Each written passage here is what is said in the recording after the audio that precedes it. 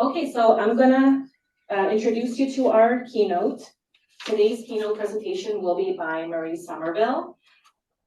Marie is a registered dietitian, currently working as a research fellow with a Strengthening Transitions in Care lab, focusing on implementing evidence-based practices to improve patient safety across the IWK health. Her passion for nutrition and pediatric care stems from previous work experience at an oncology ward in Bangladesh, where she helped improve the nutritional status of newly diagnosed childhood cancer patients. As a clinician, Marie has worked closely with patients to provide care, but as a researcher, she aims to include patients and public partners as often as she can in her research studies. Marie has extensive experience partnering with patients, including co-designing culturally appropriate healthy weight services for Indigenous families in Australia, partnering with patient partners as co-investigators and engaging parents, youth, and clinicians in co-designing research. Now she will share her experience in patient engagement and why she believes patient engagement and research can be extremely beneficial and should be a priority for any researcher working in healthcare. So Marie, I'm passing it over to you, and then I will help with the Q&A afterwards. Thanks very much. I have Marie down here, and we're just going to share our screen here so that hopefully we will be able to go ahead. And here we go. All right. Please move this window away from the shared application. I have no idea what that is. Can you see, which do you see? Do you see the presenter view, or do you see the proper view online? Can you watch the presentation? I just see the slides. So do you see the slides with the next slide and the notes, or do you just see the proper slide? I see it with all the list of slides on the side without, it's not launched in presentation mode. Okay, so I just have to move that. Hang on a minute. I just got to move this Yes, thing. regular PowerPoint view. Thank you. Displaying settings. There you go. Does that better? Yes, now we see that, and we're gonna get it up on our screen too. Okay. Yeah, we see, unfortunately, yes. So unfortunately for us here, it's flipped the displays, but that means that you can actually see the proper presentation. I think we can manage. Is that okay for you? Yeah, I don't mind. All right. I don't think I mind, but I'm going to hand over to Marie. Thank you very much. There's only one IT person here, and that's me. Perfect. Well, thank you so much for inviting me to speak with you all today. And it's so nice to be able to do this from Halifax, where I live and work, but that there's everyone else from across Canada and even around the world today. So as Ivana has said, I currently work at the IWK and Dalhousie University in Strengthening Transitions in Care lab as a researcher. And the main focus of my research is to improve health services delivery and health systems. So a lot of that involves engaging with parents, patients, and families in the research process so that we can create something that is meaningful to those individuals, so the users of the health system. And so today I'm going to share a little bit about one of the projects I've been involved in where we worked with youth in that research process. So first, I just wanted to share a little bit about patient-oriented research. I just wanted to give an overview of the presentation. So I'll share a bit about patient-oriented research, what it is, why it's important. Then I'll talk about one of the studies that I've been involved in called Educate, and share some of the challenges and opportunities that we faced in our research, and to kind of share opportunities for all of you to engage with youth in research projects. So what is patient-oriented research? So on the screen, I have a figure which represents a little bit about what patient-oriented research is. So the middle bubble says it's research that, and then each bubble around describes what patient-oriented research is. So patient-oriented research is research that is conducted in partnership with patients and families. It's research that prioritizes questions that are relevant to patients. It is research that aims to improve health systems and health practices. It's research that measures outcomes that are important to patients. And most importantly, it's research that is done with and by patients, as opposed to research that's done to patients. Some of the benefits of patient-oriented research that we've seen is that it enhances the quality and the relevance of the research that we create. And it can have an impact at all stages of research. So in the data collection stage, in the interpretation of data, it can be really helpful to interpret the data from that perspective of the patient or the family. It can provide or help with increased enrollment rates in the study or the research that you're doing. And it helps to design studies and choose patient outcomes that are important to those patients and to those families. And so how do we actually do patient-oriented research? So on my screen, I have an arrow which represents that patient-oriented research is really a spectrum. So I'm going to share how that spectrum looks from kind of the least engaged to the most engaged. So at that least engaged end of the spectrum, we have inform. And this is where we're providing information or just kind of telling patients about the research. And this is typically done kind of after you've done the research project, and then you just inform patients at the end. Second, we have consult.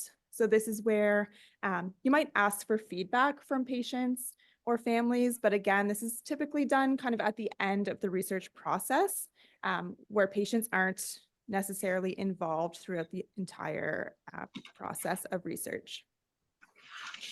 To involve patients is where you're helping them be part of that research process, and they're helping to make decisions about that research. Collaborate is where patients are really involved throughout the entire research process from start to finish, and they play a really key role in the entire research process. And then at the most engaged end of the spectrum, we have empower. So this is where patients themselves decide. So they come up with the research question, they lead the research, and the researchers are more of an advisory counsel to the patient. So that empowerment level of engagement is really when the patient is leading the entire process. And there's no right or wrong way to use patient-oriented research, in the sense that you don't necessarily have to be at that empowerment stage. It depends on the research that you're doing, what kind of engagement works in your particular context. But what's most important is that when you do patient-oriented research, you're doing it in an authentic way. You're not just checking a box to say that you've done it. You're actually doing it in a way that is true and meaningful. And those patient partners are really able to engage throughout the entire process. So I'm hoping this works. So if I just had a few questions and a Mentimeter quiz here. So I'm just wondering from all of you, have any of you partnered in research, or have you engaged partners in research before? And secondly, I'm interested to know what role that you think youth should play in patient-oriented research. So I don't know.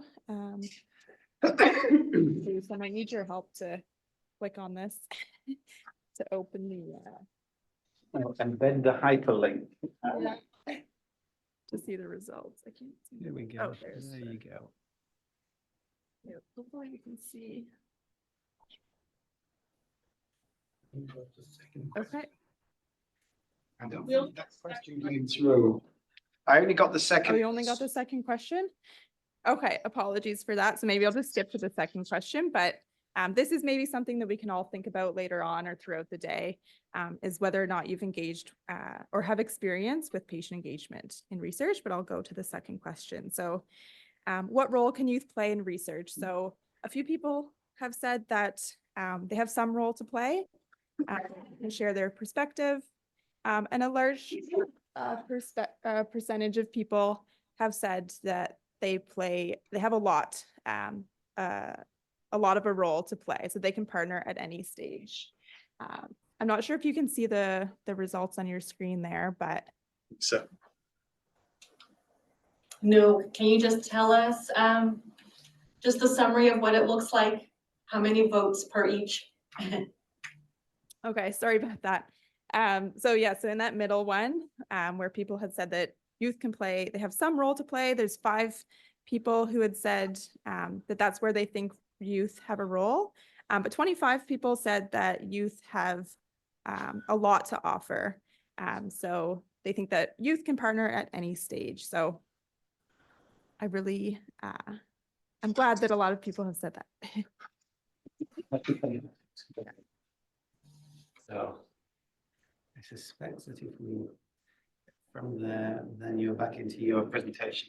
Okay. Let me just further up the top there. Perfect. Okay. So I can maybe share those results with all of you after. But that is really nice to see that a lot of you do think that youth have a role, a key role to play in research. I was going to try and convince you all that they do have a role, but I think you already maybe think so. So that's good. So now I'm just going to share one of the research projects that I've been involved in called Educate, where we did just that. So we engaged with youth in this research process. And so because I know we're at a symposium on retinoblastoma, I just wanted to give a little bit of a background on this study because it was in a different context. So this study was called Educate, which stands for Emergency Department Discharge Communication Strategies, where we aimed to generate evidence to improve discharge communication in pediatric emergency care. And this study involved a co-design process, and we used 2 different approaches to patient engagement. So the first was that we had a parent partner who was included as an investigator on the grant. So they helped to come up with the research question. They helped plan the study. So they really played that collaborative role, so that collaborative part of the patient engagement spectrum. But we also used this process called co-design, where we created 2 discharge communication tools to be used in the emergency department setting. And this was done with clinicians, parents, and youth who actually designed those tools. So this was kind of another way that we engaged with patients and youth throughout this study. And so we focused on 2 different clinical presentations in the emergency department. So the first was asthma and the second was head injury. So I do have an icon on the slide of lungs to represent that asthma team. And then the icon for the brain represents our head injury team. So these were the 2 co-design teams that we worked with, and they helped create discharge communication tools that worked for them. And each of these teams included a mix of clinicians, so emergency department nurses and physicians, as well as parents and youth who had lived experience visiting the emergency department, either for asthma or for head injury. And when we had planned this study, we wanted to have this kind of even mixture in each of the teams. So I have icons representing the individuals that we wanted to involve in each of these co-design teams. So we have 4 clinician icons, 4 youth, and 4 parent icons to represent that we wanted to engage about 4 individuals from each of those target groups in each of our co-design teams. But in reality, this is what our co-design teams looked like. So we ended up with 3 clinicians on the asthma team. We had 2 parents, so there's 2 parent icons to represent the parent partners that we engaged with. And we also had a parent-youth dyad on the asthma team to represent both a parent and a youth perspective. And then on the head injury team, we had 4 clinicians, we had 2 parents, we had another parent-youth dyad, and then a youth who came on their own. And because we did struggle a little bit to recruit youth in the asthma team, we ended up including what's called a near peer. So I've got a pink or a different colored youth icon to represent that we had this near peer individual who didn't have the experience of having asthma, but they did have that youth perspective, and they did have experience visiting an emergency department for other reasons.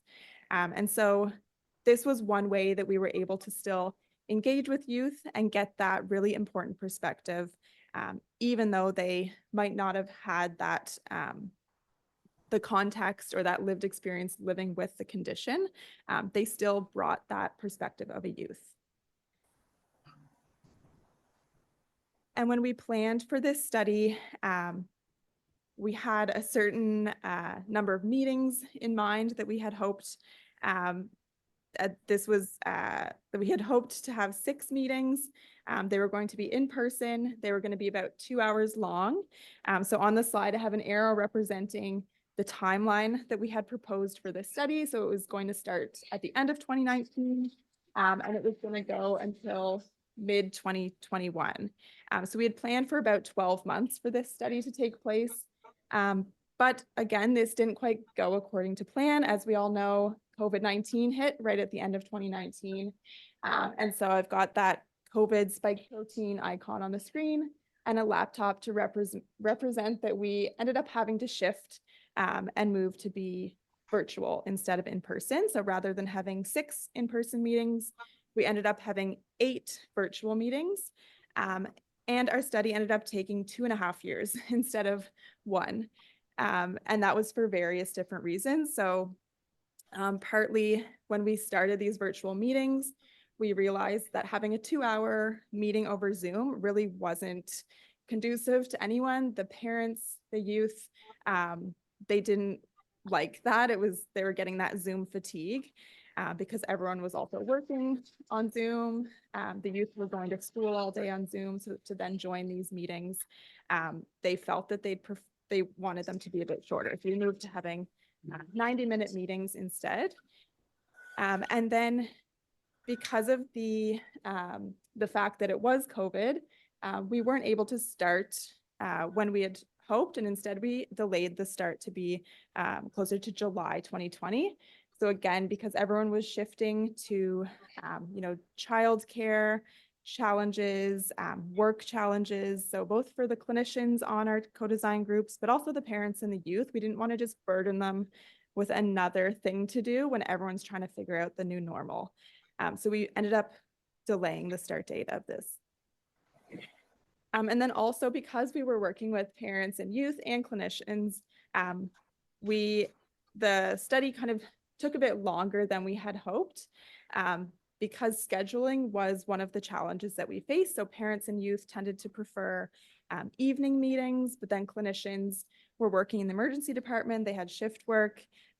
It was kind of hard to manage everyone's schedules. And so we ended up having some meetings where we had extended time periods in between.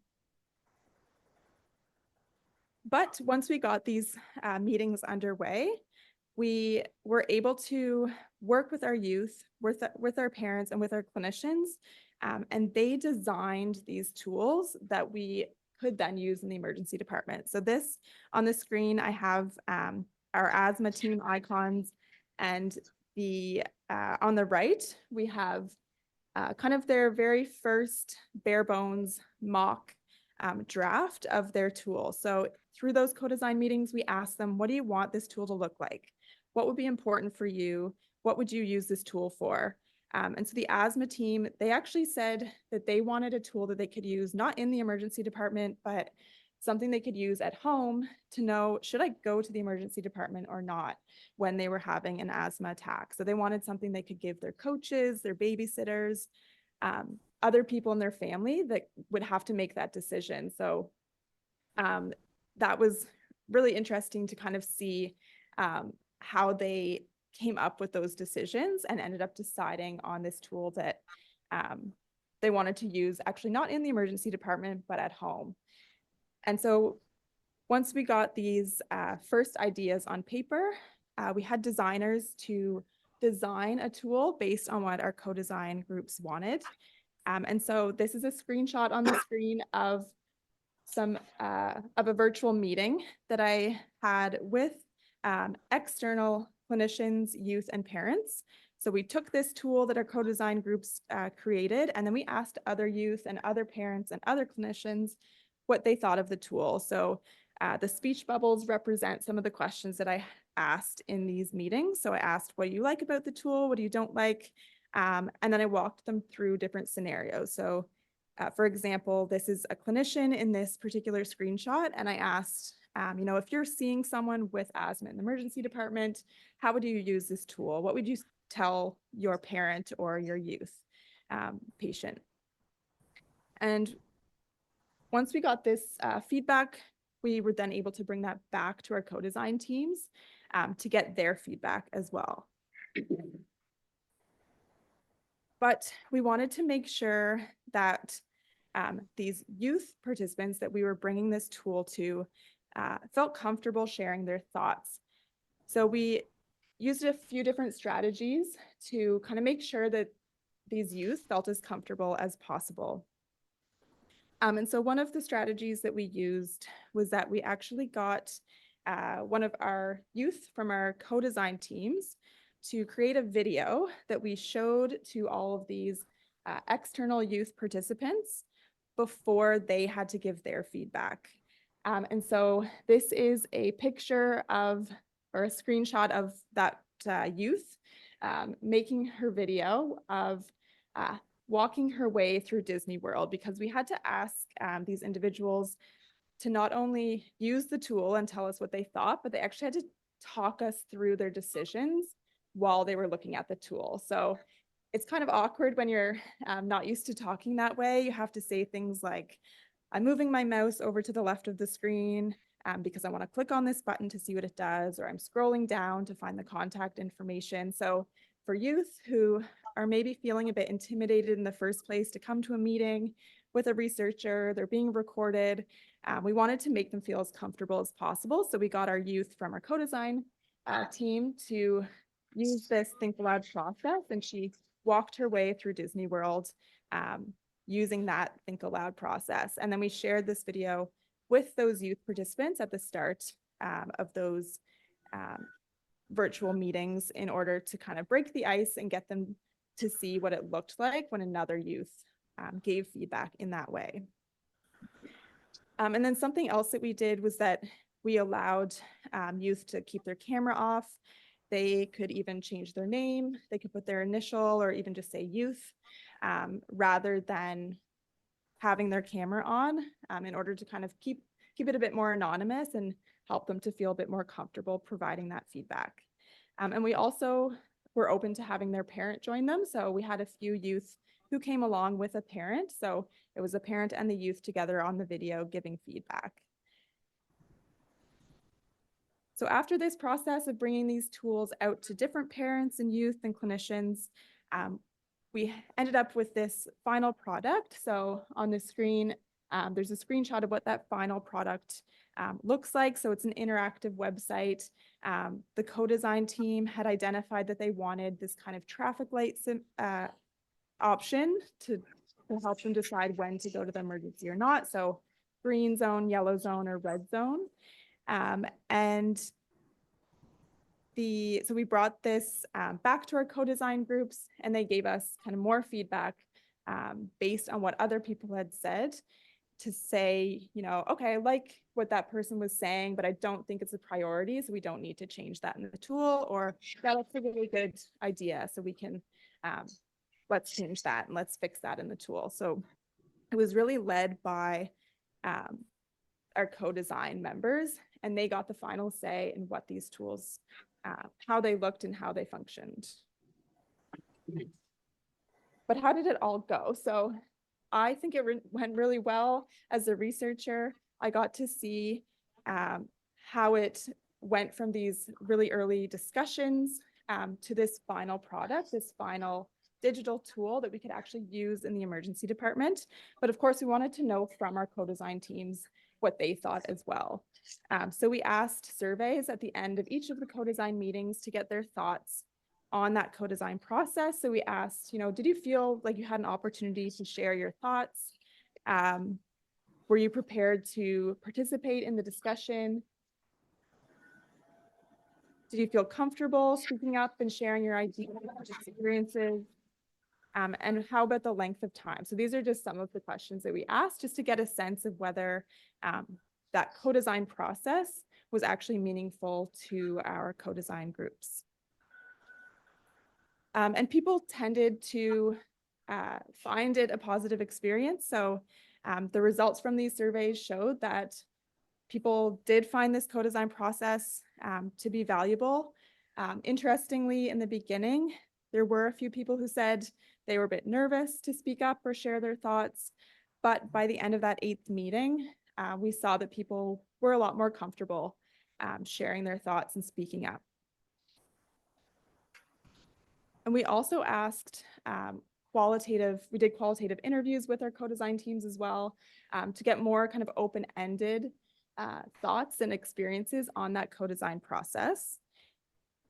And so the clinician icon here represents a quote that came from one of our clinician co-design members, and they said that they thought it was really valuable to actually hear the youth perspective. Even though they're a pediatric emergency department clinician, they don't always get to hear what the youth has to say. And that was something that a few clinicians have brought up. So even, maybe a youth that they're seeing in the emergency department is 12, 13, 14 years old. Sometimes it's the parent who ends up speaking to the clinician and the clinician speaking to the parent. And so this clinician felt that this process really allowed that youth voice to come through. So they found that really valuable. And then a parent, one of the parent quotes, they said that they found it a really user-centric experience. So as opposed to other research studies they've been involved in, where they maybe got asked their feedback at the end, they found that this was really nice to kind of be involved throughout the entire research process. And then our youth quote that we had was that they also felt that this was a good experience, and especially having other youth or other peers in those meetings.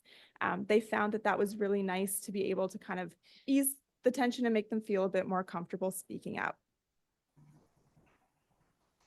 And then I also just wanted to share a quote from one of our youth co-design team members who ended up joining our lab as a researcher. So after these 2+ years on the co-design team, she ended up joining the lab in more of a research role. So she is now involved in lots of different studies. And through this study, this co-design work, because it did take 2.5 years to complete, we really saw the youth grow up. So some, when they started with us, they were in middle school, and by the end they were in high school. So it was really neat to kind of see that transition. And Stephanie, this youth partner, just shared her thoughts. She felt that it was an enlightening journey, felt it was a positive experience, that she felt valued, heard, and saw that contribution, that impactful contribution of each team member, and found it to be an empowering experience. And of course, we had challenges and wins in this research study. So of course, COVID-19 was a big challenge that we faced. So moving to be in a virtual environment, ensuring that the engagement was sustained over time, that was a bit of a challenge because the whole study ended up lasting over 2 years. We wanted to make sure that people were still engaged with the process. So we would send out monthly updates, just kind of telling people what was going on behind the scenes. Scheduling conflicts was another challenge. So again, because youth and parents, after school, after dinner time was kind of the best time for them to have these meetings. We had to make sure that we were working around those preferences with the clinicians. And we really tried to make sure that we had those youth and parents in the room. So if some clinicians couldn't join and some youth and parents could, we would typically choose that date. So whatever worked best for the youth and the parents, if that meant that 1 or 2 clinician partners couldn't come, because we really wanted to make sure that we got that perspective. And then recruitment of youth. So in that asthma team, we had struggled to get a youth who had that lived experience with asthma, but we ended up having this near peer who worked out really well. And this was also a win because when we went to recruit our youth and our parents for the feedback part of this study, the co-design youth actually shared it with their friends. They helped us with that recruitment piece. So they posted information about the study on their own Instagram. They told their friends, they told their soccer teams as a way to kind of help with that recruitment. So that was a really valuable part of the process. And then seeing that evolution of teams over time and really seeing that confidence of the youth participants from that first meeting to the last meeting was really, really neat to see. And relationship building. So we, as I mentioned, one of our youth ended up joining our team in a hired position as a researcher. So that was also just really nice to see how the relationships were built and slowly grew over time. So if anyone is thinking about engaging youth in research and not sure if you should try it, my advice is yes, definitely you should. There's some things to keep in mind, some things that might help to make the process run smoother, like having a clear plan in place. So thinking through all of those potential challenges in recruitment and having that plan set in place from the beginning. And including a youth and or a parent partner as a co-investigator, I think is crucial to helping you with those planning steps. So the parent partner that we had on our team that helped to plan the study, she highlighted some of those things like, this is how many meetings you should have, or this time of day is probably going to work best for your youth and parent partners. So having that co-investigator involved from the very, very beginning is definitely a key to success. And thinking through those recruitment challenges and starting early. So depending on the context that you're working in, for us, we were looking at a really specific group of participants. So it had to be youth who had gone to the emergency department with asthma within the last 6 months, I think it was. So knowing that it's a really specific group of people that you're looking for, you might want to start that recruitment process earlier and engage those youth to help you with the recruitment, because that helped speed up the process for us. And then leveraging groups like MSSU or the other SPORE support units across Canada. So those are organizations that work with patient partners all the time, and they can connect you with those patient partners if you're looking for them. And I'm sure you all have your own networks as well for engaging with patient partners. And being flexible for us, that was a huge key to our success. So being able to adapt to going online, changing the length of our meetings. We had to be really flexible to make sure that we could still progress the work. And then most importantly, having an environment that's respectful and collaborative to make those youth in particular feel comfortable to join and to speak up and share their thoughts, because that voice is just so important to have. You want to make sure that your environment is set up in a way that you can really hear what they have to say. And I just wanted to acknowledge some different people on the research project, and in particular, Janet Curran and Rebecca McKay, who are the principal and co-investigators and our parent partner. And then, of course, our co-design team members who were with us through the entire process. Okay, thank you very much.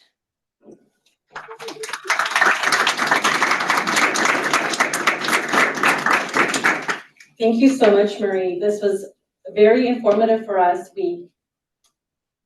Well, in my experience, we haven't engaged with youth yet. And I've learned a lot from you, and I think we all have some key things to consider. I think there's some new ideas you brought to us. So I was going to start off with Vancouver. If you have any thoughts or comments or questions for Marie. Anybody here have anything they want to say? Were they compensated at all, or was it all volunteer? Yeah. Did you hear that, Marie? Oh, no, sorry. They were asking, what was the compensation situation like with the parents and the youth? If there was there any? Yes, thank you for mentioning that. I meant to bring that up as well. So that was, we provided gift cards to all the co-design members. So every time they attended a meeting, they got a $30 gift card. So either, I think it was a grocery store or Amazon is what we offered, so they could choose. And so they got that after every single co-design meeting. And then also when we went out to speak with other youth and parents and clinicians, they also received a gift card for that. And I think that's something else important to put into your grant budget to make sure that you leave room for that, because that's definitely really important to compensate people for their time. And I should also mention that for the youth, we gave them a letter at the very end of that co-design process to say that, you know, thank you for being involved in this research, because all of them are pretty much going off to university soon. And we thought that that might be meaningful to them to kind of have in their portfolio to show, you know, they put in a significant amount of time through this, and that they're recognized for that in that way as well. Murray, I Yeah, go have ahead. a question out here. Your design question or why it came forward wasn't entirely clear to me, but sounds like it could have a great impact on lowering the number of visits and making them either more impactful or more organized. Did you have to do an outcome proof after the implementation, and how did that part come about? So we haven't actually brought these tools to use in the emergency department yet. This was kind of just that design phase where we came up with the tools and we did that usability testing to see if the tools would function in the way that people wanted to use them. But that's the next part of the research, is that we want to take it to the emergency department and actually see how it works and if it improves that discharge communication. So I don't have any results, I guess, for you at this point on that. I think that's a great point, though, for everybody who's attending, that actually the research is even in the development, and that getting involved at this stage makes such a difference, and that these are studies and they're funded and they're organized and they're really worth doing, so that you can sort of dream forward about what the effect would be if it worked well. You know, no question is invalid.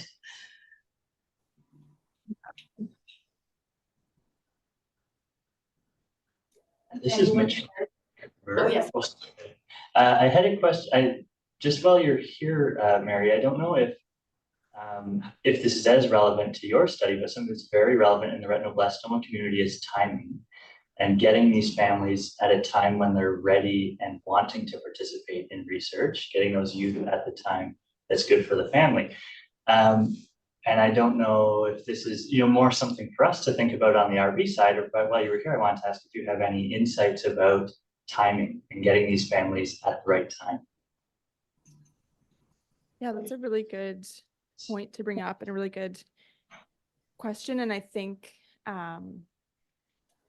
like I'll go back to that kind of spectrum of engagement, that I think the level of engagement that you do, it can be valuable at any level, and it really just depends what you need and the context you're working in. So maybe if you are working in a more rapid environment where you would like some answers more quickly, maybe you don't have time or the option to go through this 2-year process of co-design meetings, but you can still have really valuable engagement by, you know, consulting or having those patient partners engaged in other ways. Yeah, and I think too, like for us, we were able to work with the clinicians here at the IWK to help recruit patient participants as well. So we have an asthma outpatient clinic. So anytime someone came in, the clinician that was working there talked about the study, mentioned it, and kind of offered it to the patients that they were seeing. And it was up to them to decide if they, wanted to be involved or not. So I guess kind of leveraging some of those clinicians to help with your recruitment, because they might also have a good idea of how patients feel or if they're ready to be engaged in that way. Thank you. Great questions. I'm gonna pass it over to Halifax. Maria, are there any questions on your end there? Here's one. I also have some questions for the audience if we have time after, but yeah, Mark, it's a good question. Can you hear me from over here? Yep. Good. What's your favorite part about working with youth in research? So my favorite part, the question was, what was my favorite part about working with youth in research? I think just seeing just how valuable their insight is. Like, they have such a unique perspective to bring. And just see, I don't know, I guess when I started, I was like, oh, maybe the youth won't feel comfortable and we're really gonna have to prompt them to speak up. But they were so good at just jumping in and giving their thoughts and perspective. And they had so much important things to say, and things that all of like the researchers in the room were like, oh yeah, I'd never thought of it that way. So it just really proved how important it is to have that perspective when we're designing something that's going to be used by the youth themselves.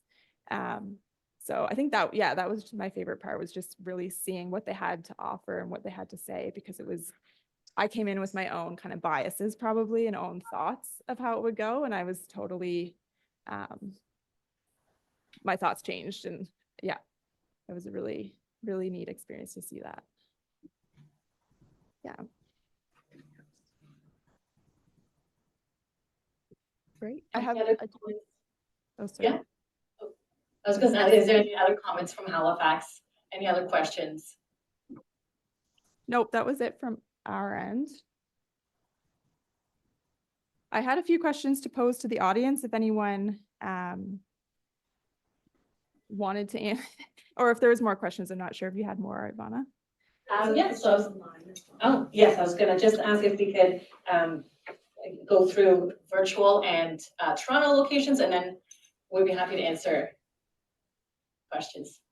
So Francis, can you share with us the online question? So this is from somebody attending virtually. They're asking if you can describe the socioeconomic backgrounds of your patient partners, and if you have any suggestions or strategies to engage partners who reflect the diversity of the patient population. That's a really good question. I can't remember off the top of my head, but I know all the specific demographic details, but I will say everyone was white, and it was mainly female. So moms would come with their youth. So it definitely was not as diverse as we would have liked. And I think that was kind of another challenge too, because we were looking for a really specific clinical presentation. So we're looking with youth with asthma or head injury. It was hard to kind of also try and get a more diverse group of participants as well. And I don't know what the best way is to do that. And I would definitely love to hear anyone's thoughts on that, because I think that that's really an important point, and it's hard to get a diverse sample. Any other online questions, Francis, or comments? That's everything at the moment. Okay, I have Ella here. I just have one question. Okay.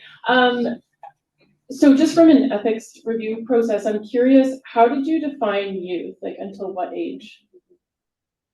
So there's actually, it was hard to define that because different sources say different things is what we've found. I think we used what the IWK uses, which I believe is from age 12 to 19. I know some places it's up to 18, but I think that was the number that we used in the end, was 12 to 19 years old. Because I believe at the IWK, that's the age to which we'll provide care and as a pediatric institution. Any other questions here? Helen? Thank you for a great talk. I really appreciated hearing from you today. I was reflecting on some of your recommendations and feel many of them are transferable even to the work we do recruiting adults. So having a co-investigator, thinking of timing that's appropriate for your audience and your population. Could you comment on any particular unique perspectives that are related to youth alone that might not be transferable to the adults that we could draw on as we go forward in this work? And in particular, I'm curious about incentivizing youth. If there's anything unique to that population you encountered, or accessibility with youth, if you have anything there you might share with us. Sure. I think the youth, when we talked about like how they wanted the tool to function or how they used it, their perspective really came through. Like they were, because some of the questions we asked was like, would you use this just as a paper version? Would you want something online? And they were all just like, no, we'll use it on our phone. That's pretty much the only way we'd want to use it, like maybe on a laptop, but it has to be digital. And I believe it was the youth who actually said, like, I'd give this to my rugby coach, or I'd give it to my teacher or someone else in their life that might be with them when they had an asthma attack or had a concussion, like the head injury group. Like they talked about sports a lot and how it was really important that their coaches understood the progression, because that was the head injury tool. They talked a lot about the that progression and like, when can I return to sport? So they wanted something they could share with different people in that way. And then I guess also just in recruiting, we ended up working with, like, we reached out to Hockey Nova Scotia, and we ended up leveraging some of those sports groups as a way to get those really specific youth participants, because those were groups that also saw, oh, there's a kid. That's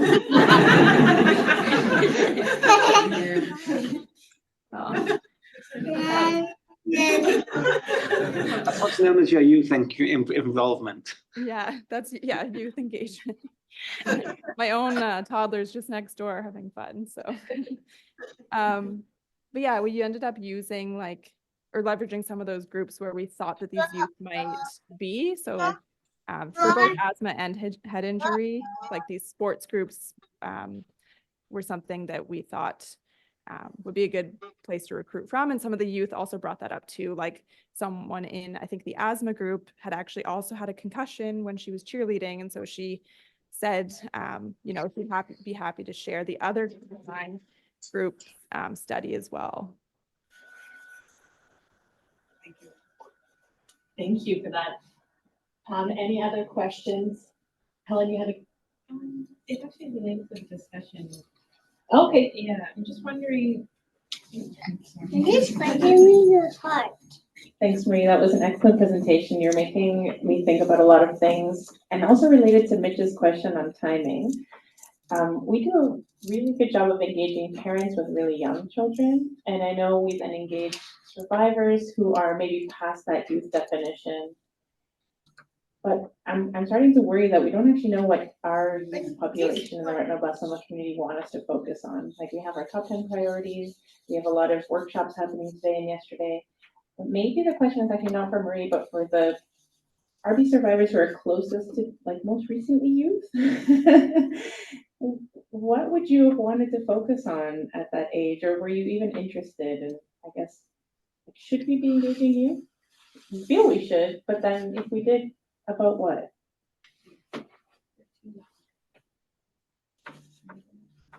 Yeah,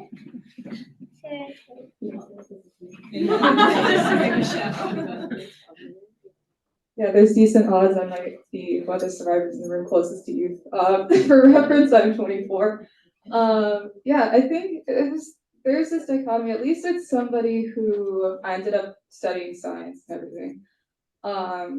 That being kind of scientifically inclined gave me an interest in like the medical and research aspect of RV. But at the same time, I feel like a lot of these, especially if you have experience like bullying or like people making comments about facial asymmetry or anything like that, which we'll get into in the panel. But there might be this spectrum of people who either are pursuing a quote unquote like normalcy of not wanting to have to think about it anymore, or not wanting to have to like, engage with the feeling of being different per se.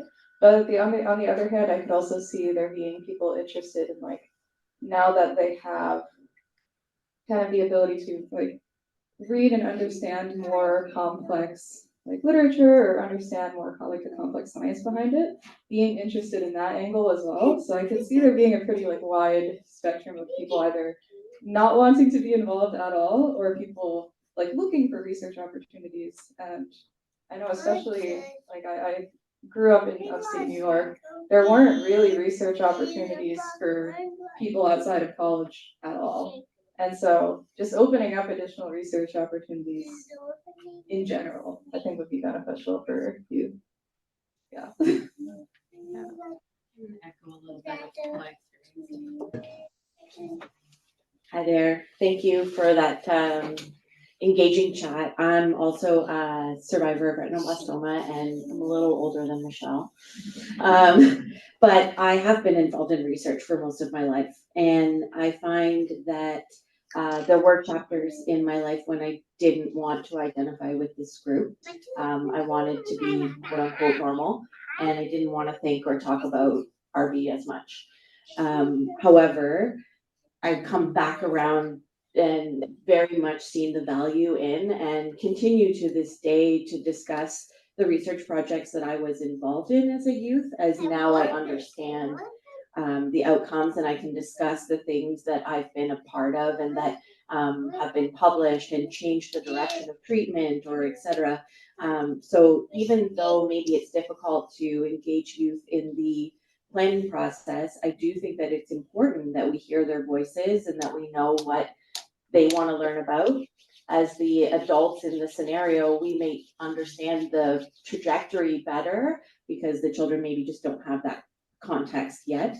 But I know from being involved in it that as I've gotten older, I do understand better things like visual acuity and tracking and all the different things I've studied or been studied, I guess, over the years, that there are positive outcomes, and I can now, because I understand it better, share how I was involved as a youth.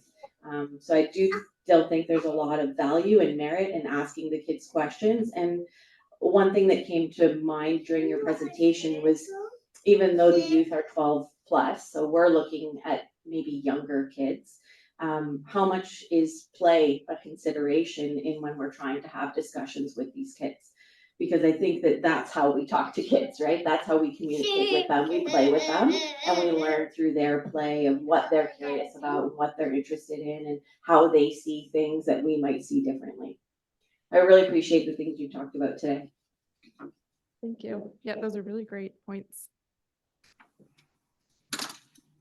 Anyone else? Okay. Hi, sorry. Yes. Just from Vancouver. I'm a mom of a 14-year-old who would be very interested in something like this, and so would her age group, I think, but even when she was younger. But she's currently involved in another medical study that's not to do with retinoblastoma. But they had such a huge response to their request for participants that they had to interview everybody and then select.